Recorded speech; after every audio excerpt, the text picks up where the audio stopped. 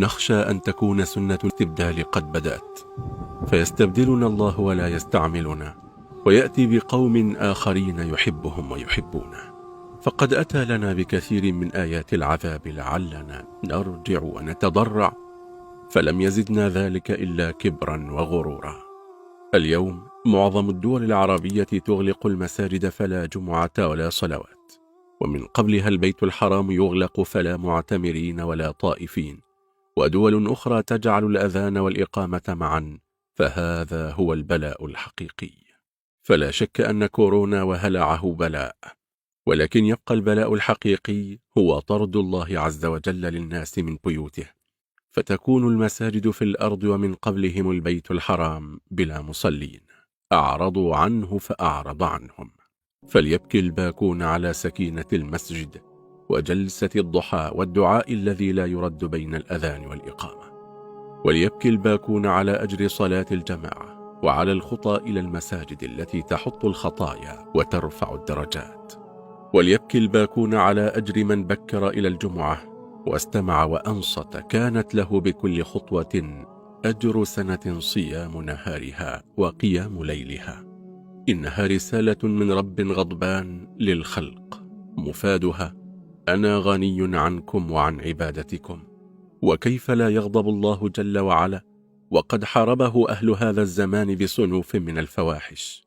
يقول ابن خلدون: إذا رأيت الناس تكثر الكلام المضحك وقت الكوارث، فاعلم أن الفقر قد أقبع عليهم، وهم قوم بهم غفلة واستعباد ومهانة، كمن يساق للموت وهو مخمور. ولكنه برحمته ما تركنا هكذا هملا نلاقي عاقبة الذنوب، وإنما أرشدنا برحمته إلى طريق رفع البلاء. قال الله تعالى: فلولا إذ جاءهم بأسنا تضرعوا ولكن قست قلوبهم وزين لهم الشيطان ما كانوا يعملون. فالذي يحدث في العالم ظواهر وكوارث طبيعية تحدث في عالمنا، كل كارثة تأتي بقوة أكبر من سابقتها، براكين تهيج وزلازل تضرب هنا وهناك، والجراد يهجم بشكل عنيف في مناطق مختلفة، والأمطار التي كانت تستغرق من سنة إلى سنوات لتهطل أصبحت تنزل في وقت وجيز لا يتعدى اليوم الواحد، مسببة إغراق كل ما يأتي في طريقها، وفيروس شنيع يهدد العالم بكارثة بشرية كبيرة. فعن سهل بن سعد الساعدي رضي الله عنه قال: قال رسول الله صلى الله عليه وسلم: لو كانت الدنيا تعدل عند الله جناح بعوضة ما سقى كافرا منها شربة ماء. وعن عائشة رضي الله عنها قالت: سألت رسول الله صلى الله عليه وسلم عن الطاعون، فأخبرني أنه عذاب يبعثه الله على من يشاء، وأن الله جعله رحمة للمؤمنين، ليس من أحد يقع الطاعون فيمكث في بلده صابرا محتسبا يعلم أنه لا يصيبه إلا ما كتب الله له، إلا كان له مثل أجر شهيد. وما انتشرت الفاحشة في قوم حتى يعلنوا بها إلا عمتهم الأوجاع والطواعين التي لم تكن قد مضت في أسلافهم الذين مضوا، فكلا أخذنا بذنبه، فمنهم من أرسلنا عليه حاصبة، ومنهم من أخذته الصيحة، ومنهم من خسفنا به الأرض، ومنهم من أغرقنا، وما كان الله ليظلمهم ولكن كانوا أنفسهم يظلمون.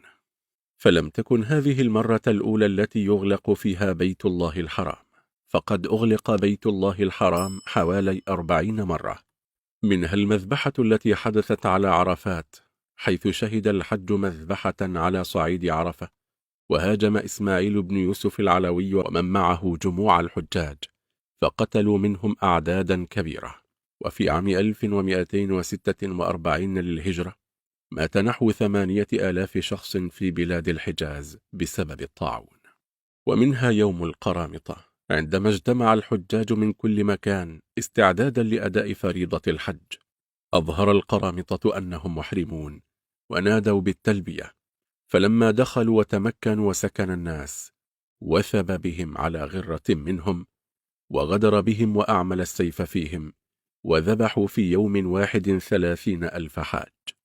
ووقف قائد الشيعة أبو طاهر القرمطي على باب الكعبة ونادى في الحجيج: لمن الملك اليوم؟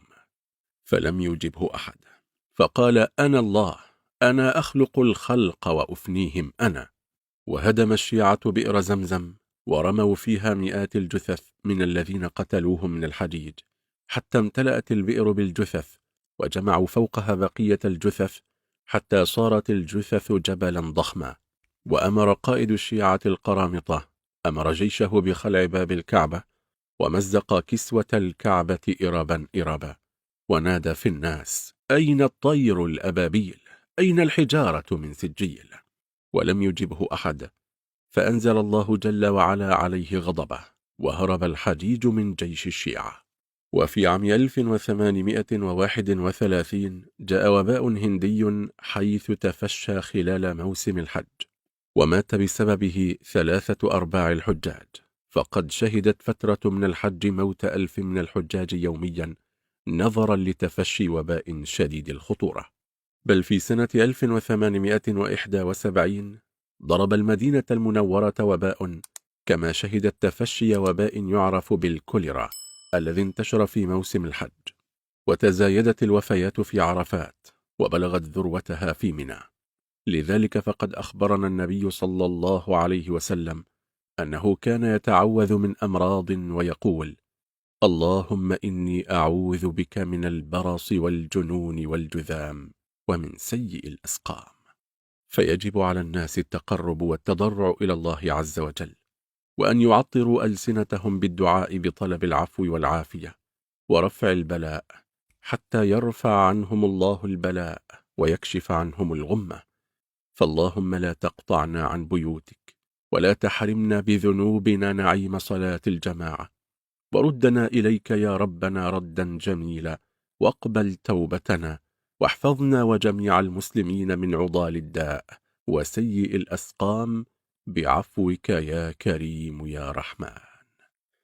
هذا والله تعالى أعلم، وصلى الله وسلم وبارك على سيدنا محمد وعلى آله وصحبه أجمعين، والسلام عليكم ورحمة الله وبركاته. ولا تنسى عزيزي المشاهد الإعجاب بالفيديو والاشتراك في القناة تشجيعا لنا لنستمر في عرض المزيد من الفيديوهات. دمتم في رعاية الله.